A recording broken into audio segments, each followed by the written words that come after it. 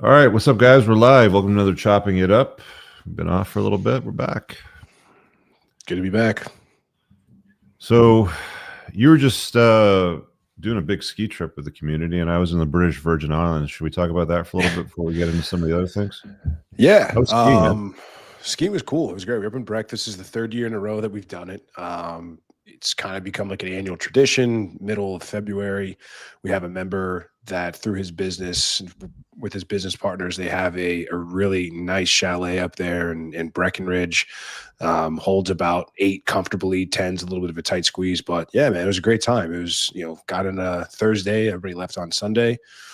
Most guys just skied one day and hung around on Saturday and got some work done. And the best part was it kind of turned into like an impromptu mastermind. You had guys, we were talking about taxes and real estate and starting businesses and things like that. So it's really cool when you get the right guys in the room for the right stuff. So yeah, it's sort of our first main event for the year, and it's good to kick it off on a high note. So it was a good time.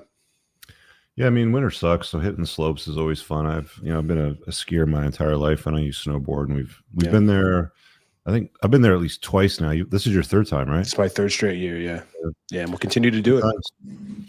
I got some. I mean, I want to give you some visuals, guys, so that you get a little bit of insider, on what we're all doing with our meetups and our community stuff, because it's what I enjoy doing. I mean, Moff and I were talking for an hour before the show about what we're all up against this year and events and everything with the community. So I want to share. I'm going to try to do a better job. I was even thinking about vlogging shit, Moff. Believe it or not, me too. Like doing some daily kind of storytelling and then uploading it to a different channel. I've got a personal YouTube channel that I never really upload stuff to. I kind of use it for some unlisted stuff, kind of like internally. But I might start vlogging, as weird as that term sounds to say to guys like you, but I'll give it my best shot. But what I did for this BVI trip is I stuck it all in a folder here. I want to highlight a highlight reel. So I'm just kind of highlighting them, for the time being. I might use them for some stuff later on, but I want to share it with you guys, that what it was all about, because a good buddy of mine, Jason Hartman, he invited me to Croatia last summer. We did this super yacht trip, which was awesome and very reasonably priced for what we got out of it. And then he invited me to the British Virgin Islands, which I thought was a great destination. I've talked for years now about wanting to sail, get on a sailing boat and see what that's like. I've never done it before. I've never put up a sail, done anything, with a sailboat. I've done a lot of power boating. I know how to drive a boat. I got my license to do all that stuff, but sailing is a totally different game, man. So to combine it with, I think there was about 18 of us in total. There was 2 catamarans. There were 54-foot ballies. We spent five nights, 6 days. Took a little bit to get down to the BVI. It's kind of a pain in the ass because they don't have a large airstrip. It's a pretty small landing strip because of the way that the islands are sort of situated. So large, like Boeing 777 would never get on that airstrip. It just wouldn't be able to stop in time. So you have to transfer. So you either transfer in San Juan in Puerto Rico or Miami. Anyway, let me show you a couple of highlights from the recent trip and give you a little bit of insight. This is me, Cessna. This is a twin engine 410. The plane looked like it was about 40 years old, Moff. I wasn't sure if I was going to make it, to be honest with you, but we had a female pilot too. Oh God, yeah. We know you're here now, so we know how that went. Put us down on the runway, nice. Can you hear the audio? Yeah. Okay. Put us down on the runway, nice. I've got to sit down and have my first beer after a day and a half of bullshit trying to. Okay, so we're going to the marina. We're chartering 2 yachts on this trip. I'm on the fly bridge right now. This catamaran. Other one. That's the other boat behind me. So we're kind of like parked back to back. And in these marinas, Moff, there's probably maybe 100 slips, maybe 150 slips. Wow. And all of the boats and all these slips are all charter boats. Like if you legit wanted to, you could get 1,000 people together, put them all in these boats and do like a full tour of the island. Like that's how popular chartering these boats. Yeah, well, really they're brand new. They're really nice boats. Nice sun deck over here. Bali's are apparently made, probably going to butcher it, but I think he said France, or I want to say Poland, one of the two, but somewhere in Europe. A really nice boat, like a $2 million boat. I think there's 5 or 6 cabins in these boats. And this all opens up really pretty sweet. Behind me. Jason. He's doing a show already. So Jason Hartman, I was on his podcast a couple years ago. You met him in the spring of last year when we went down to Orlando for the Rebel Capitalist conference that George Gammon had on. He's widely known in his space as the richest homeless guy in the world today.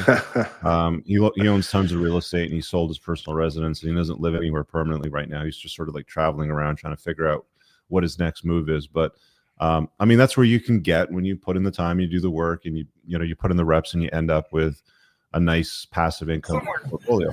And nice wide open area. It's really sweet. A little bit of banner, background of the boat. It's 3 decks, obviously the fly deck, main deck, and the last day. This guy was cool. This was our captain. He was Dutch, so he was from Holland. Really cool guy. I got on this thing and I'm like, hey man, I've never been on a sailboat. I'd love to help you out. You want to put up sails, take them down, grab a mooring ball, drop the anchor. Like, what can I do to be useful, sort of thing. And that's just sort of how I approach life when it comes to stuff like this. Right. Totally. Right now, I'm not being very useful. That's my foot up on the table, and I'm just sort of watching him, come out of the pier. That's of course Kev over there. That's one of our other generals. And that's a shot of the other boat as we're kind of getting into anchorage over there. Dinghy. Your dinghy is basically your car. Like the boat is your house and the dinghy is your car. That's how you get around.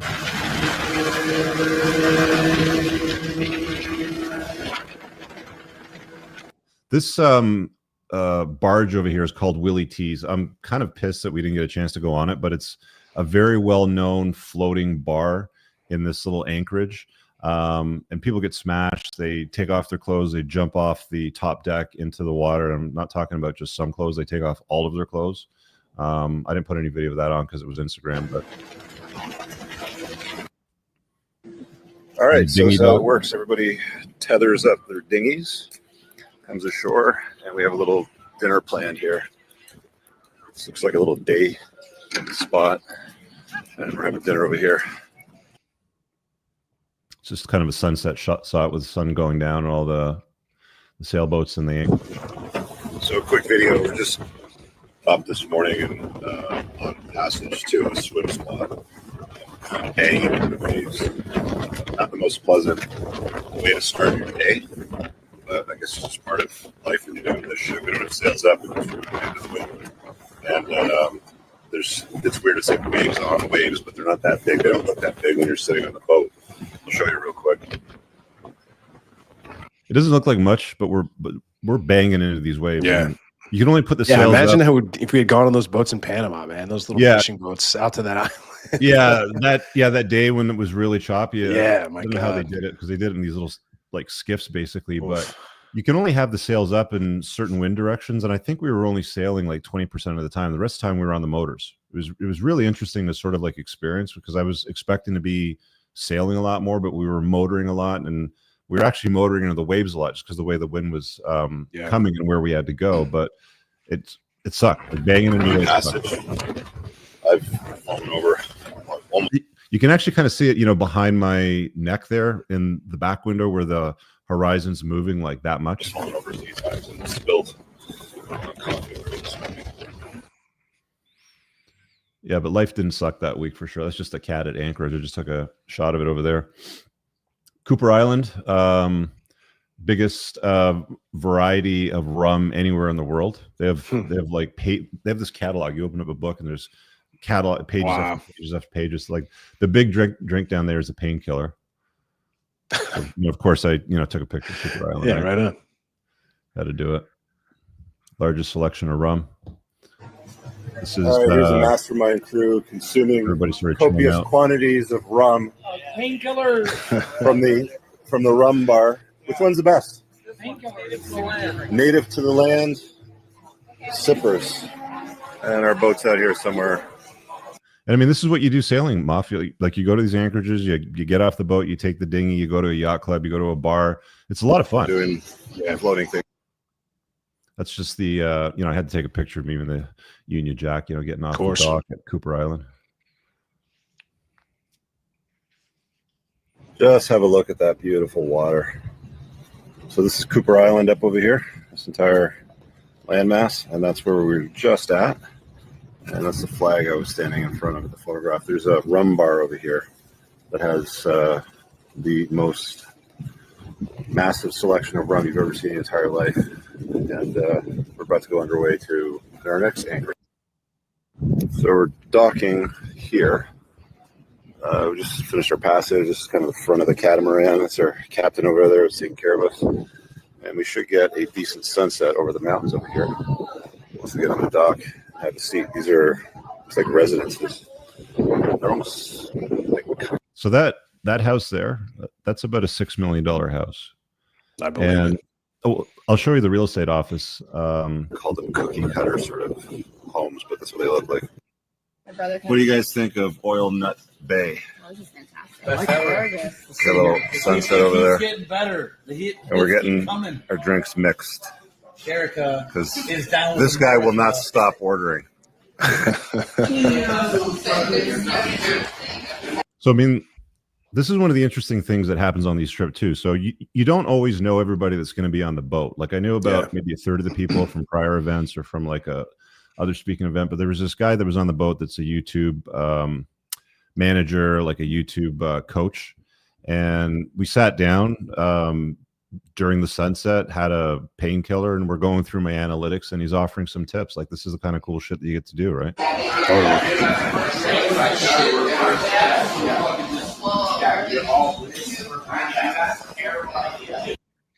All right, so we're at Oil Nut something or another bar or restaurant. I can't remember. I'm looking at some of these real estate listings over here. I'm going to show you some. Check this. All right, so here we've got 27 acres on top of a mountain on the BVI. That is 29 million bucks. It's undeveloped land, so that's raw land. Just 29 million for this house on the water. It's a nice finished piece over here. That one up there was 29 million finished, but closer to the water instead of on the mountain. 32 million for this bad boy over here. Nice little. Like, there's a lot of money in sailing. Like who's buying these?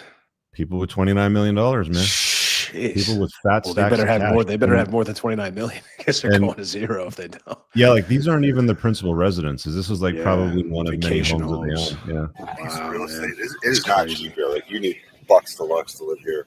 9 million, 3 million, 3 million is cheap here. 18 million. This, that, fucking that monster. Look at these places. Great. That's the. So we had a chef on board. So we had a captain and a chef on each boat. So they were taking care of the meals for us. We didn't have to do any cooking at all. Dinner. No cooking, no cleaning, nothing. They even mixed drinks for us. It was amazing. Really in your face and like platter. Can we do this? And it was all high quality food. Like we had some junk food, but it was all like very high quality, good food. You have to tell me. So check this out. So this garage door over here. He's gonna unpin some shit. He's gonna open this up. All right, here we go. Clickety click barber trick. Check this out. Look at this. Wow, look at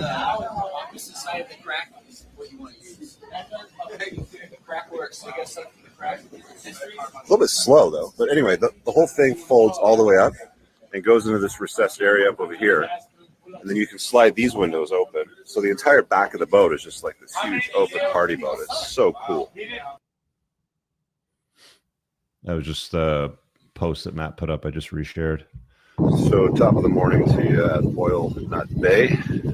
It's our other cat we're cruising with. We're about to leave, and they haven't said where we're going, but it's a half an hour sail, and I think it's this island over here, which happens to be Richard Branson's Necker Island. But we'll see. That's where we're go. Give it a whack. So a lot of this was a complete surprise. Like we don't know what the itinerary is. So We drop anchor, take the dinghies to shore, and we end up on this island called Mosquito Island, which isn't filled with mosquitoes or anything. It's actually Musket Island, but they just translated it to mosquito. And the entire island is owned by, I think it's 11 or 12 people, and Richard Branson's one of them. And they developed these properties on it. And one of them is called the Founders Property. So we spent the day, and you'll see some of the pictures of the Founders Property in a second. We spent the day on the Founders Property, like eating, hanging out, a few drinks, but also doing some masterminding, like doing some business work as well. That's deep. You had that cushion That's deep. So we're not on Necker, which is over there where the windmill is. We're on Branson's other property, which is Mosquito. And apparently it's nature preserve day sort of spot. I don't know. We'll see. Should be interesting. So we just arrived walking at the up to top, the top and was this so is our cool. house for the day. Look at this thing. And our view looks pretty good. We shuttle you up in a golf cart. You don't even have to walk. Jason, this sucks, dude. This is awful. I can't believe you brought us here. Founders Reserve at Mosquito Island. Horrible.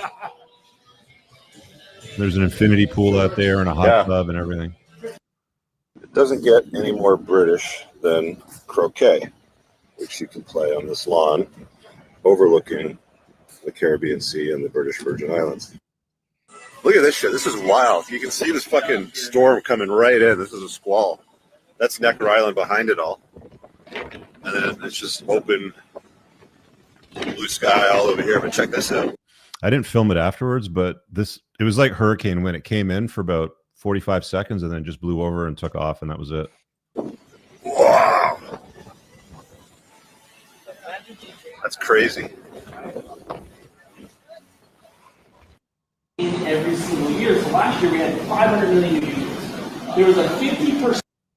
That was just one of the mastermind sessions. I obviously didn't give all the details away because a lot of it's private. This is the lunch that we had. This is everything. Check out his channel or be a beta. Thanks. Always a chessboard. Always a chessboard, and I love playing chess, and I destroyed him in the first game. All right, so check out this bad boy over here. This is a experimental sunreef solar yacht. All of these here are solar panels. A couple of big ass wind turbines on the top. Probably, what is that, 70 feet, you think? It's a big ass boat. And that was a catamaran. Covered in too. solar panels. No Every spills, fucking all surface. solar. Wow. Check it out. Check it out. Check it out.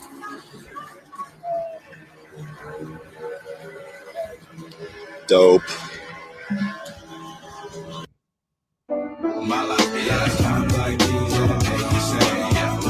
It was at this table that Jason brought this guy over that was at Richard Branson's film festival, because we happened to be there the same week he was doing a film festival thing, and he does all this fundraising for causes and whatever the stuff is that he believes in. And we're talking to this guy and just introducing ourselves. Another guy walks by with these big red glasses on, right? Talks to us for about 30 seconds, walks away. He goes, "Oh, I forgot to tell you guys, that's the guy that invented Scooby-Doo and Inspector Gadget and all this shit." It's just casual, random, rich billionaires walking around, right? I'm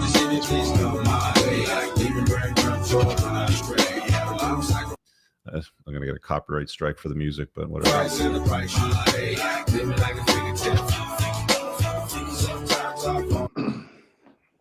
That's the infinity pool with the Caribbean Sea behind me.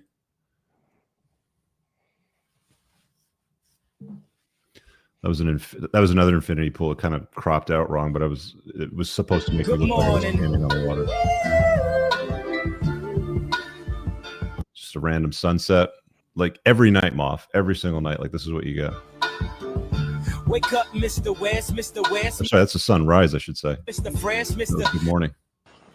All right, so today we are going to Richard Branson's Necker Island. See the great house at the top of the hill over there? There's the other cat. And so interesting story about this island, right? He went to BVI in 1978. They were asking $6 million for this island, 72 acres, undeveloped, like just raw land. Nobody's ever lived on it, no housing, nothing.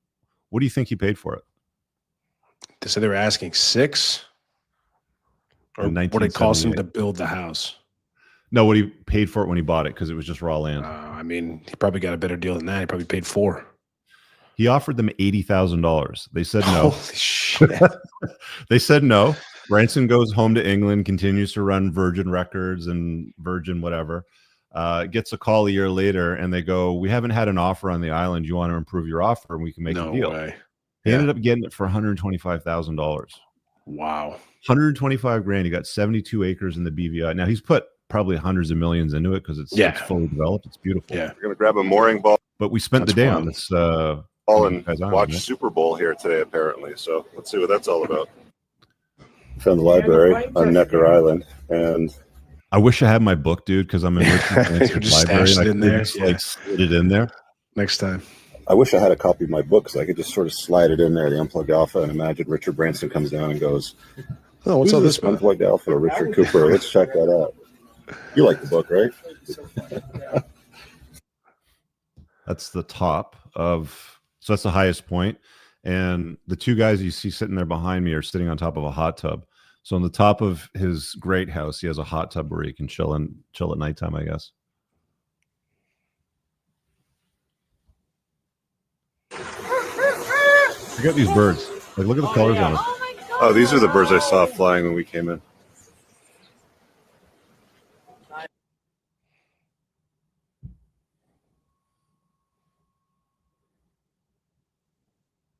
Guys, if you haven't read Losing My Virginity by Richard Branson, it's an old book. It's one of my favorites and one of the ones that encouraged me to become an entrepreneur myself in my 20s. It's a really interesting story.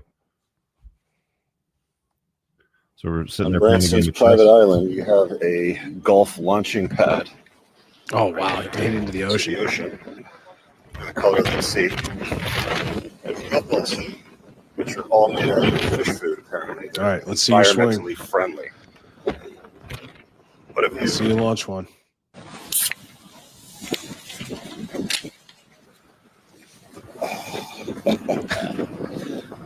Right? Check that out. Look at that. sails up, and we're on wind I put that bad boy up, man. for the next couple hours. Look at this big dude just cruising around. Big. Yeah, so the lights under the boat come on at night, so you see all these tarpons swimming around. They're big. They're like a few meters long. Tarpons everywhere. Too bad you can't eat them. Look at the water, dude. All right. What's going on, boys? Beautiful. So Oh, that's the man there himself he right is. there, Mr. Look at Branson. that. He had just finished kite surfing, and it was like literally like we're just getting off the dock out of the dinghies, and he's just walking by in his swimsuit and all that sort of stuff. Gumption. Yeah. Yeah. All right. Thank you. The man himself. How about that? That's a video I published. I don't know why I put All that. right, I'm here with Rich Cooper. He's part of the mastermind. What's a piece of advice you would tell to entrepreneurs that just started their business or have a business they want to go to the next level, whether it's a personal attribute or just any tip of advice? I think the best thing you can do if you want to become an entrepreneur to pivot is to master the art of solving problems. Get good at solving problems. And, we did this a few times this weekend where we were playing chess, right? Like chess is an amazing game for honing and sharpening your mind and, trying to think ahead and look for opportunities and different paths. So problem-solving skill is the biggest one that I'd work on. Nice. Yeah. Also, if you don't watch his channel, you probably like dudes in rainbows. You probably get. Yeah. We have bros. We have hoes. And then somebody wrote this gay shit over here, which is fuck you. I don't know if you saw that. No, I on didn't the see what left, it said. women are always right. Oh my God. Yeah, take that down. Throw that in the ocean. So that's where I was the night where I did ladies' night with you guys last Tuesday. Oh yeah. I had to stay an extra night because I miscalculated the booking, but whatever. But it was the cleanest, best beach I've ever seen in my entire life. No coral, no seaweed, and there wasn't a soul on the entire beach, dude. It was just me and that view for like hours. Nothing. It was dead. And when I came back to this bullshit, there's probably twice as much snow there, since I took that photograph. But yeah, I don't know. Just want to take a few minutes to share some of that trip with you guys because it's that's why I wasn't on the show last week, man. Yeah, It it's was good. badass, man.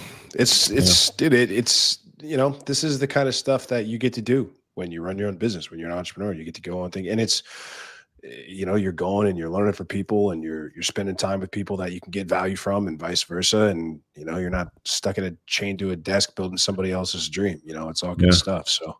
And I got a taste of what I've been talking about wanting to do for years, sailing, right? Yeah. And I really enjoyed it. I did love it. I'm definitely going to do it again. I'd love to get more of the guys from the community in on it, because it was just me and Kev from the group, and then Jason and his mastermind group, which was still an amazing trip. But I'd rather have like an all my community sort of thing on this. Totally. So there'll be opportunities for that in the future. If you guys make it happen. Yeah. Yep.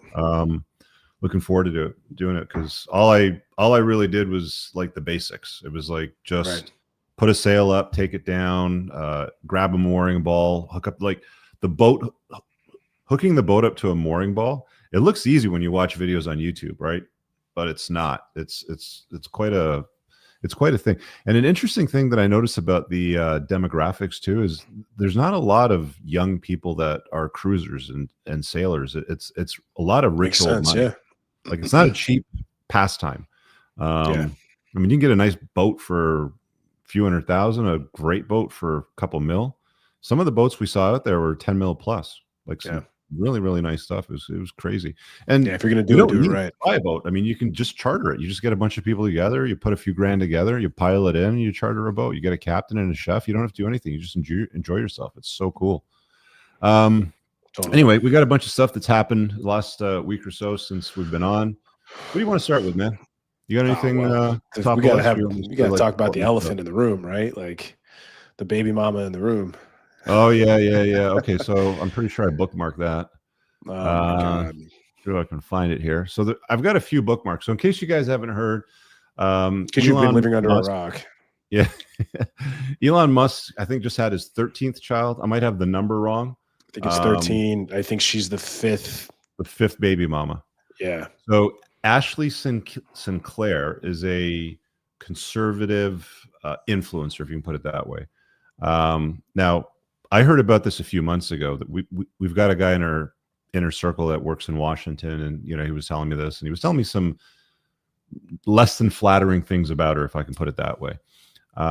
She doesn't sound like a great gal, but I'm not, firsthand experience. Apparently, Elon was there, and it's his kid. But this is a few of the things that popped up that I bookmarked that I want to share with you guys, and then we'll kind of move on from this. So we've got, let's see here.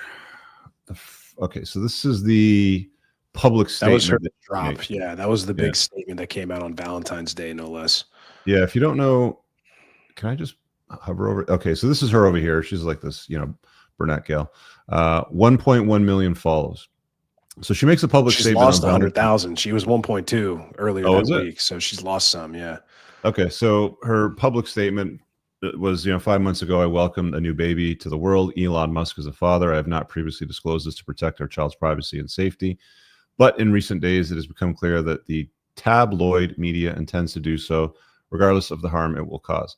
I intend to allow our child to grow in a normal, safe environment. For that reason, I ask the media to honor our child's privacy and refrain from invasive reporting. Nothing says don't bother me. By the way, she gave a interview.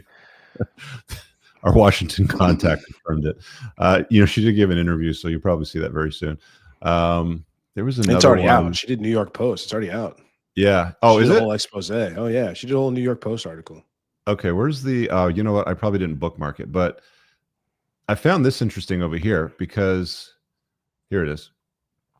So, she responded to Elon Musk over here. She deleted it, by the way, afterwards. So I've got the screenshot. She got destroyed from this. For the past several days, and you have not responded. When are you going to reply to us instead of publicly responding to smears from an individual who just posted photos of me in underwear at 15 years old? So dude has ghosted his baby mama, not responding to her. She has to take to his social media platform to get his attention. Isn't that interesting? as far as I know, he still hasn't responded or acknowledged any of this whatsoever. And he still tweets like 1,000 times a day about like Diablo and like Doge and stuff. Like, so here's a screenshot from Milo Yiannopoulos of Ashley Sinclair. Apparently she's been plotting to have his child for a while, for half a decade. I don't know if you can read this here on your screen, but it says Ashley Sinclair over here. Well, he actually has 7 kids and goes through women pretty fast. Where was the other post to this? There was one where he was talking about trying to get. Hang on, I don't always bookmark all these things like I should. Let me just find it, because she was talking about chasing down this guy for a while. They're all around the same day. Where is it? Where is it? Oh, this is another funny one over here too. Ashley Sinclair. When was this posted? In 2021, a few years ago. You are such a vile, disrespectful woman. Keep in mind, she's a conservative influencer, right? Honor Americans fallen, not people like you who have only fallen to their knees to get ahead. Yet she's admitting the year before to wanting to chase down Elon to have his children or have his child. and also out of nowhere, her payouts on X skyrocketed by like 4x. So she started making a bunch of money. It's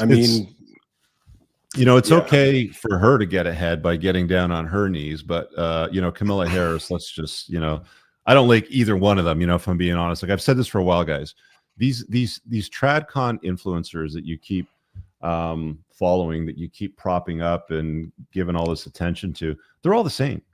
They're all cut from the same cloth. The Michaela Petersons, the Ashley Sinclairs, the Tommy Laurens, the Lauren Southern, they're all the same.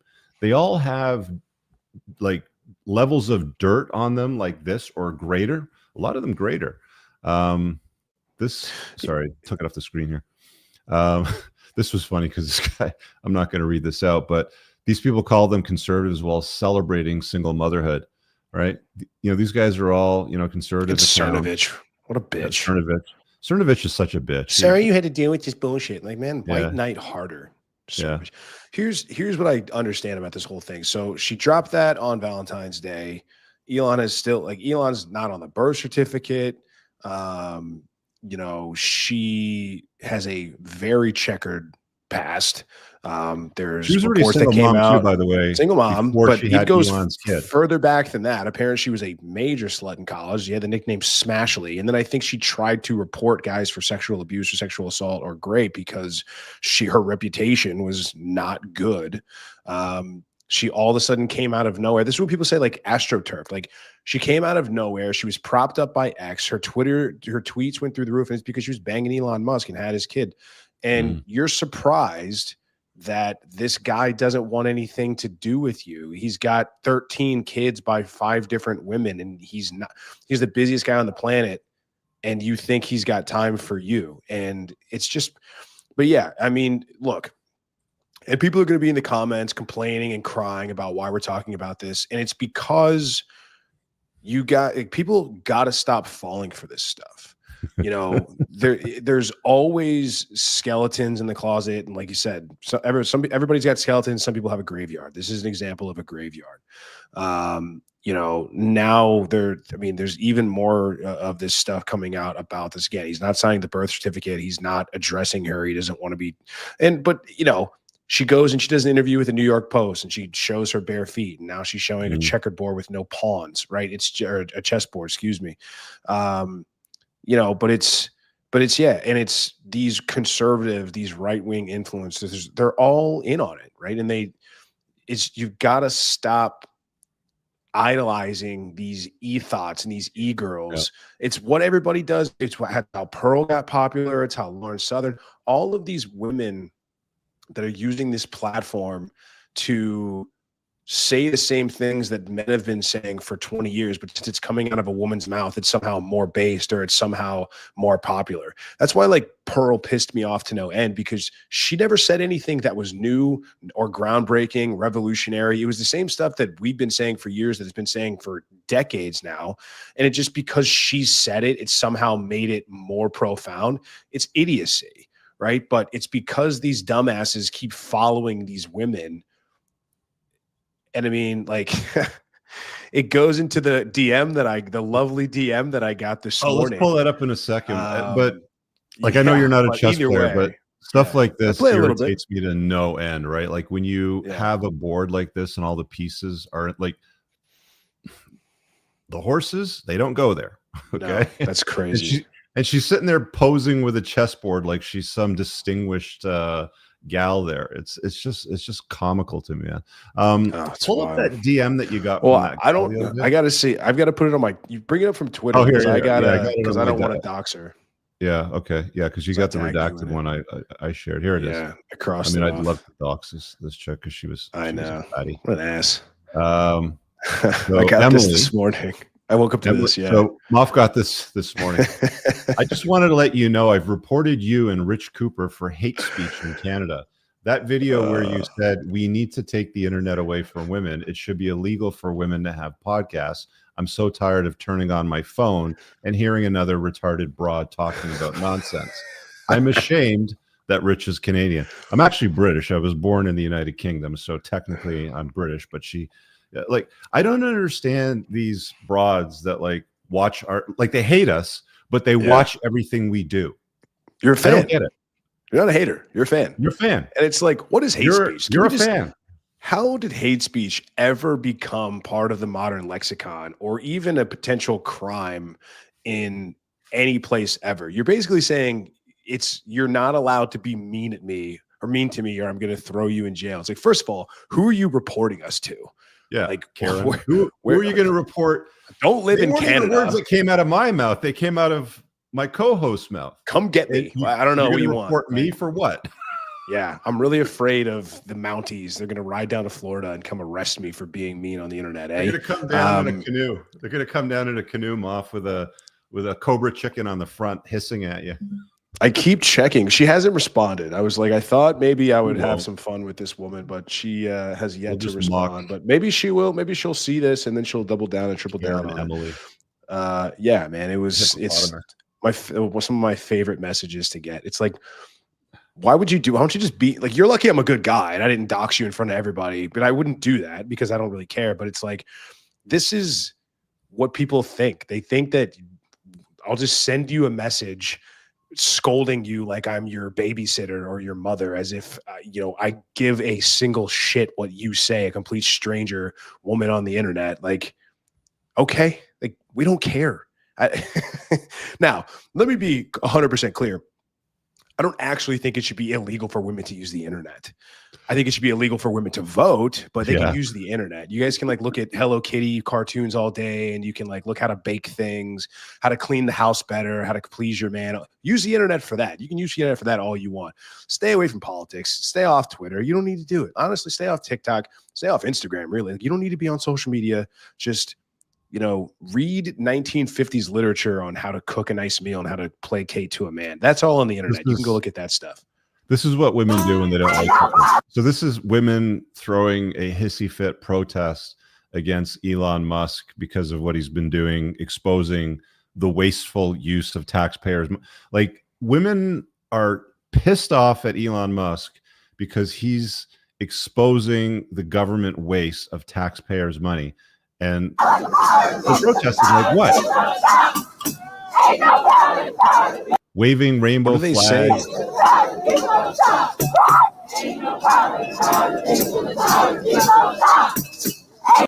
Look at him. I don't. What are they chanting? Do you know?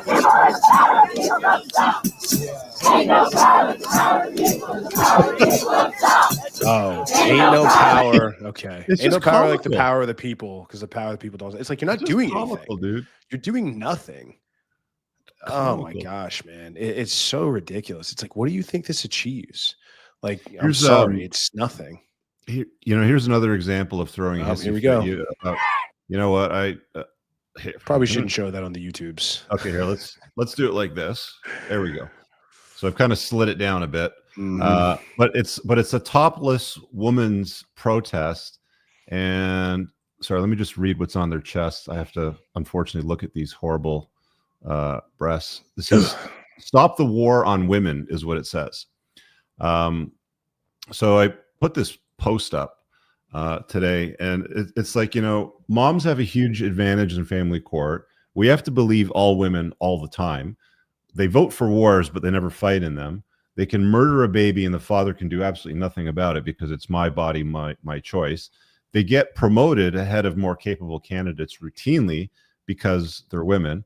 And I think, if I'm not mistaken, it was Tristan that made another point here. The real war on women is importing men who rape and kill them. And I would bet none of these women are against mass migration. But they're calling this, like, what is this war on women? Like, I'm very, very confused, Moff. What is it that women are suffering at the hands of today? Can somebody please enlighten me? Lack of attention.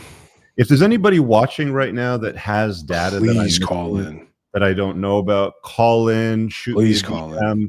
I'll even create an entire show around it. You can enlighten my audience and you can explain to them exactly what the war on women is, because I'm absolutely stumped. I got nothing, Moff. I thought it was so interesting. I remember, like, this must have been last ladies' night. I asked Kayla, I was like, Kayla, what are women good at? Or like, what are they better at than men? Oh, it was classic. Of course, there was no answer. But there's some girl that responded to the comments. She's like, oh, I need to balance out the comments. She said something along the lines of, women are really good at organizing and pushing for social change. I'm like, no, they're not. You know what they're good at? They're good at making a bunch of noise and taking their shirts off in public and screaming. And how sadly misinformed you are that if you think it's because of women that they got the right to vote, or that feminism ever had any impact because they were so masterful in their ability to mobilize and enact social change. Feminism came about and the women's right to vote and all of this nonsense came about because weak men thought that giving women what they asked for got them laid, and it didn't. She countered that and said, oh, well, then that proves my point. I'm like, no, it isn't.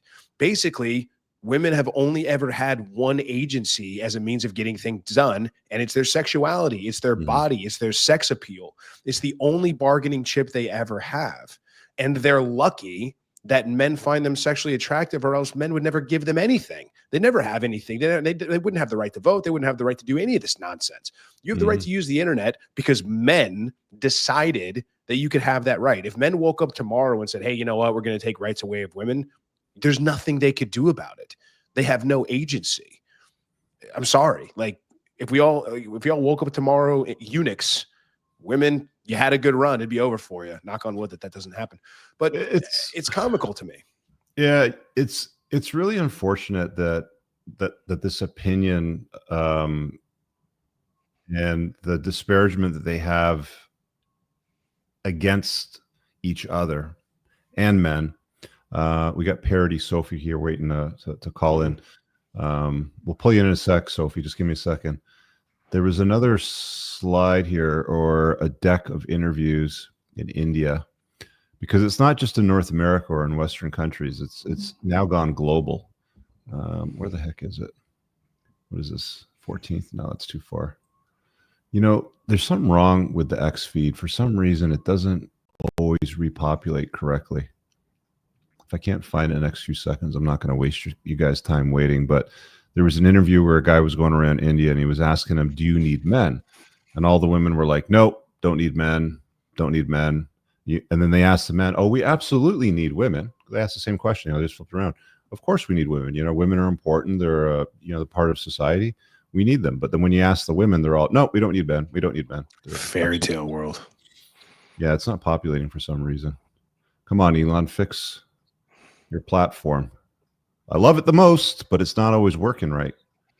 Seriously. He's busy dodging child support. He's busy dodging the law. Dodging child He's busy support. Not paying child support to Ashley St. Clair.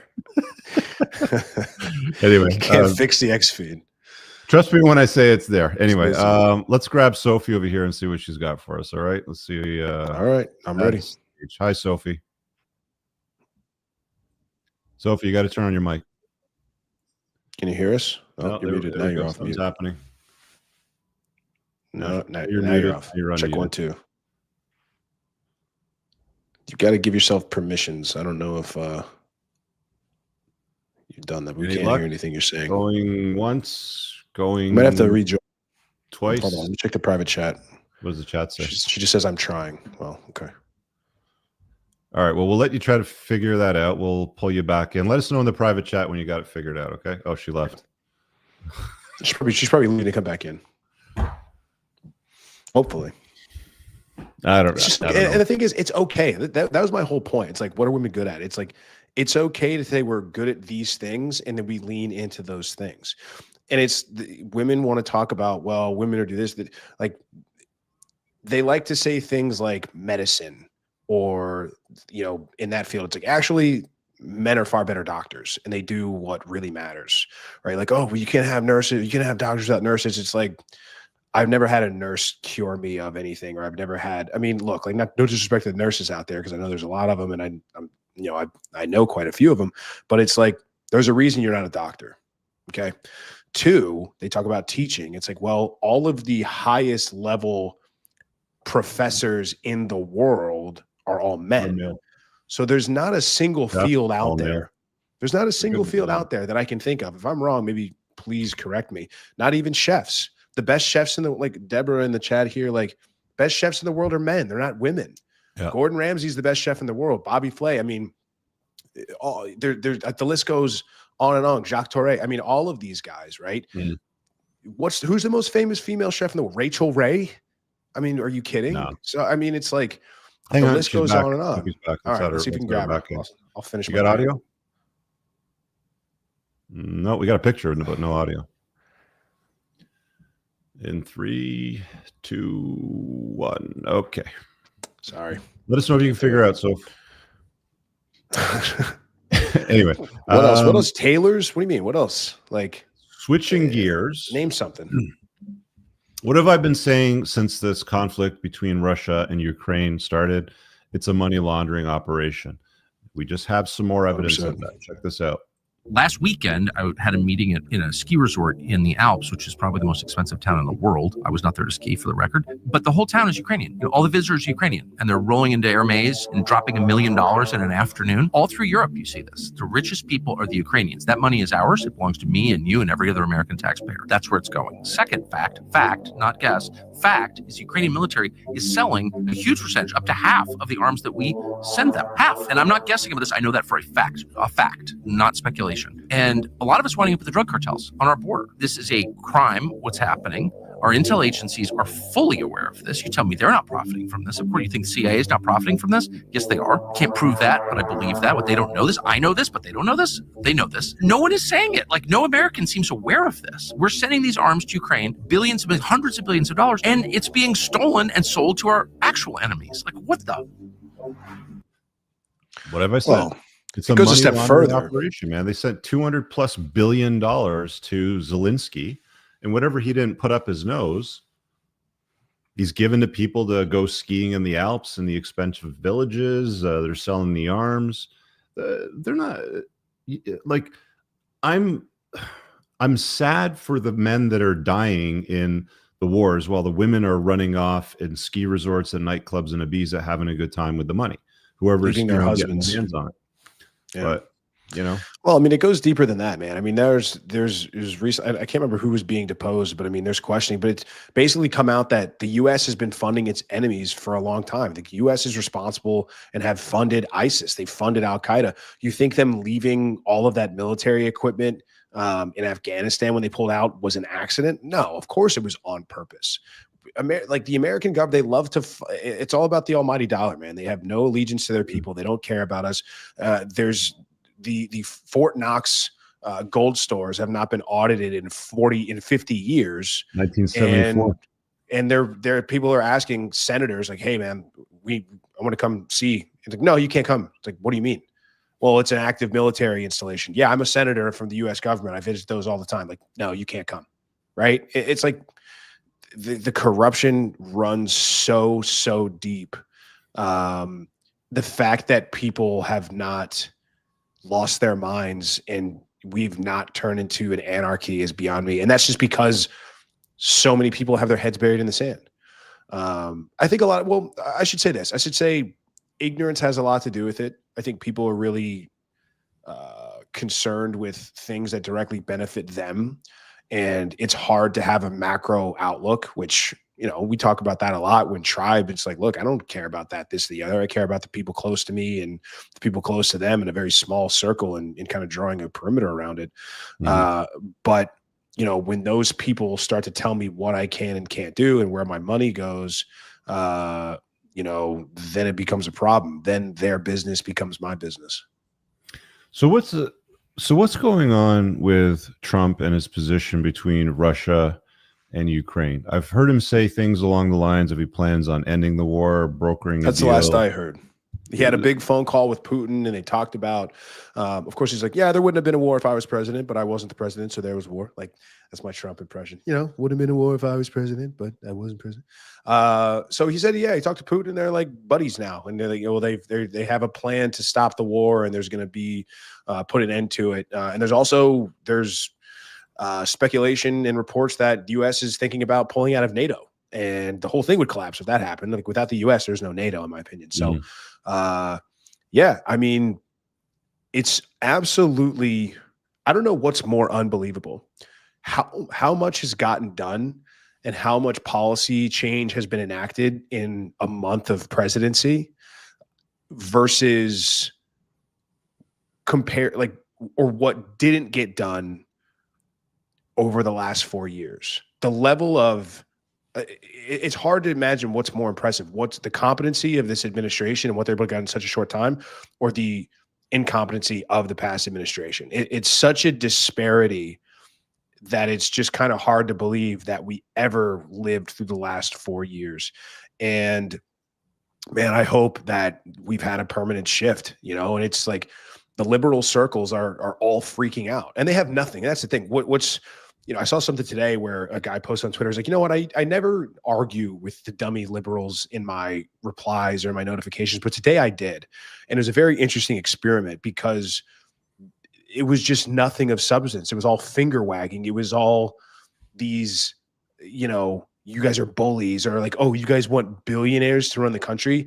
Just these very trite and nonsensical remarks that had nothing of substance whatsoever. And it's like, wow, you people literally were leading the country at one point, you know, and they're all panicking. And it's just, there's one side of people that are saying, oh, well, you know, we need to turn the other cheek, or we need to show these people some grace. And there's like, no, we need to dance on these people's graves. We need to hit them so hard back that there's no, we go scorched earth. We're going to be, you know, General Sherman marching through the South in the Civil War. We're going to burn it all down. And it's going to take you to the point where it's almost impossible for you to rebuild it. We're taking everything and we're laughing at you while we do it. Yeah. I'll say this, you know, I wasn't that impressed with Trump's prior term. He talked a big talk. You know, I watched the cities burn, you know, during his presidency, them killing people. There was a police officer, a police chief, I think, that was shot in the back of his head. And, you know, in front of people as it was filmed, sort of thing, during riots, and people throwing hissy fits, and he didn't really do anything. And I didn't really understand it because I wasn't expecting that from Donald J. Trump, you know, Mr. Business icon, entrepreneur, you know, real estate dude. But I think this time he's come hard out of the gates. I think he's gonna. We talked about it on Rogan. Lessons, so I think he'll do a better job. Hopefully, he talked about that on Rogan, and it's like, yeah, a lot of people have said this is the perfect thing that could have happened, because if he had won, which he did, if he had won the re-election, he would have been stuck with all of his old cabinet members and the people that he installed for the first 4 years. So he would have had that old guard that really didn't get much done in the first place. And he talked about how on Rogan, he's like, yeah, I was new to politics. Like, I was running a business 9 months ago, and I listened to a lot of people that I thought I could trust. and that caused me to make some bad decisions. And I brought in some members that shouldn't have been in there. And so now, knowing what I know and being now in this political sphere for the last 8 years, I know way more, and I'm far more competent, and I'm going to make sure we get the right people in. And you look at his appointments, right? I mean, you know, we've got Hegseth, we've got obviously JD Vance is everybody's hope for the presidency in 2028. He's got RFK. Tulsi Gabbard got approved, which I was surprised by. Yeah, and it's really, really. I was a guy who 6 months ago was like, no matter what happens, I don't think we see a reverse in our lifetime, and it's happening right before our eyes, and it's great. We'll see. This is a recent vote that they cast on Protection of Women and Girls in Sports Act. And, this is telling, right? Like, the Democrat Party voted against having men compete against girls and women in their sports, and the Republicans voted for the bill. It tells you exactly what the party's all about. This, I don't know who this is, Senator Neil Anderson. Imagine being the party that accuses the other party of hating women, then voting against women. I mean, it's an absolute valid point. And the fact that people can't see through this is beyond me. I mean, maybe the tides are changing. We'll see what happens with your next election to see if you do have another strong Republican candidate. I don't think Trump can run again. I think it's going to be Vance. No, it'll be JD Vance. He's going to run. And it's like, I have no idea who the Democrats going to put against him. AOC. I've only seen Vance in a few interviews, but I like everything he said so far. I think he's a good. I'm telling you, man. I think he's the next guy. I mean, yeah, he gets it. And you know what? Like, he's not afraid to get into it with people on Twitter. And people have said things. People like, JD, do you denounce? I think they were talking about one of Musk's big balls. He's like, I don't care. He was like, this guy says anti-Indian hate speech. Do you not denounce this man? He was like, you know what, man? I don't really care, Margaret. You know what I care about? I don't care about somebody being mean on the internet. I care about protecting my children and making sure that they're safe. I don't care about somebody being mean on the internet, you child. Yeah, it's like people are convinced that he's had a burner account on Twitter for years. You're like, oh, they think it's this guy or that guy. But I mean, what's not to like about the guy? Family man, veteran, getting stuff done. I mean, it's strange though, because it wasn't until very recently that anybody cared who the vice president was, or the vice president had any sort of spotlight whatsoever. Because a lot of people don't know. I mean, the vice president has very few duties and responsibilities whatsoever. They cast a tie-breaking vote in some certain scenarios. And I haven't taken a civics class in a very long time, so I'd forgive me if I don't know off the top of my head. But growing up, we were always taught like the vice president is literally just there in case the president gets killed while in office or dies, and then he becomes the president. That's the only thing that we were taught growing up the vice president did. So them being in the spotlight, like I couldn't tell you who the vice president was for Clinton. I mean, I could tell you it was obviously, and I don't think if Biden is president, I don't think people really, I don't know. Well, he ran against, was it? I don't know. Because Al Gore, or George Bush's vice president, because he lost to Al Gore or he beat Al Gore in that race. So again, it wasn't until very recently that the VP, anybody cared who that was. So I remember Al Gore's name from around the time because he was doing all the fear mongering about the inconvenient truth, which all turned out to be BS. Icebergs are going to melt; we'll be underwater in 10 years, and here we are. Like, I think that was filmed 20 years ago or something like that. Yeah, and if you go through like all the data points, it's like everything he said was basically bullshit. Wrong. Yeah, and then he takes credit for creating the internet. Yeah, right. I got one here on family court before we start to wrap up, and I don't know if we'll try Sophie one more time if she's got her audio working, but I wanted to play this thing here for you. And add a little bit of context. Want to see real evil? Watch the family court system destroy an innocent parent's life over a bullshit accusation. No evidence? Doesn't matter. No due process? Doesn't matter. No fucking consequences for lying? Doesn't matter. All it takes is one well-placed lie, and bam. Your kids are ripped from you. Your reputation is destroyed. Sorry, just to pause this for a second. Like every time I hear something like this, I kind of go back to the whole Trump presidency and I ask myself, I wonder if he's going to do something to fix this, right? Like, is he going to do something at a biblical level that's going to shift the strong and awful hate bias towards men and fathers in family court, because a lot of men today, they don't want to get married because of what this guy's talking about. It's very real. You're looking at one. And the court milks you for every last dollar while calling it justice. And here's the sickest part. They know exactly what they're doing. They know that false allegations are being used as a weapon. They know parents are abusing, yet they still allow it to happen. Because why would they change a system that makes them billions? Family court isn't broken, so please stop saying that. It's working exactly the way it was designed. To strip parents of their rights, bankrupt them, and keep them trapped in a legal nightmare while judges, lawyers, and the so-called experts get paid. They want us to shut up. They want us to stay silent, to accept the system. Not a chance. Fuck that. I will never stop exposing these corrupt fuckers, because parents deserve justice and accountability, and kids deserve better than being used as pawns in their sick money-making games. So he said parents. He didn't say fathers. He was very careful with his choice of words. I'm going to say it. Replace the word parents for fathers, because that's really what he's talking about. You got anything you want to drop on before we start to wrap up, bro? No, I don't think so. Again, I want guys to know, like, because guys like to throw barbs at us, like, why are you guys talking about this? Why are you talking about that? It's like, we're trying to wake people up, man. We're trying to help guys out. But, you know, when you see these right-wing e-girl influencers, like, they're always trying to sell you something. They're selling purity that they don't have. It's always a facade. There's, like, I've never seen, they've all got skeletons. It always comes out. They all have skeletons. Some have graveyards.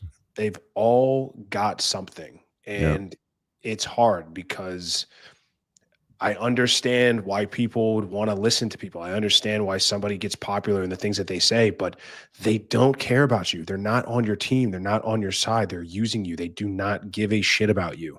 There's no we, right? You know, so they're getting their Elon bucks, and they're shouting at somebody for blowing their way to the top while they're doing it at the same time. It's like, when are you guys going to wake up, man? So either way, it's just, I hope that this story gets fired into the sun and it gets purged from the internet forever.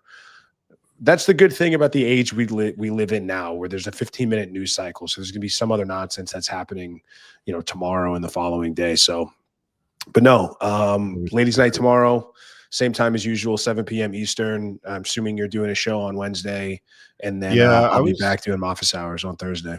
Yeah, I haven't done an Unplugged Alpha show in a few weeks because I was in Panama, then I was in the BVI, and just scheduling and stuff like that. But I've been thinking about doing the show for a while, and I got enough stuff that's piled up in my folder that I've saved, and I'm going to do it on step parenting, because a lot of people don't contemplate what's really involved. And all those nursery rhymes that you guys listened to when you were a kid, like the story about Cinderella with the mean stepmom sort of thing.